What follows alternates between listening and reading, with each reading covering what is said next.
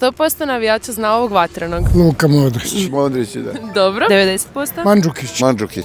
80%. Mislim da Kramarić. Lovren. Bravo. 70%. Eduardo. Eduardo. Bravo. 60%. Ovo je Australac, za dom spremni. Šimić. Nije. Pa Šimunić, to. Rekli ste Šimić. Šimunić je to, da. 50%. Ovo je mali...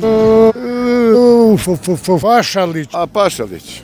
Bravo. 40%. Ovo je mali Sosa, nije. Nije. Ovo je taj upir. Vrsaljiko. Ne. Rakić. Nije. Ma je. Joj. Strinić. 30%. Imate. Pivarić. Pivorić. Dobro. 20%. Badelj. Nije. Ma Badelj je. Nije. A Šijelofeld, da. 10%. Rebra, ova što je Bubrega operirao. A Klasnić.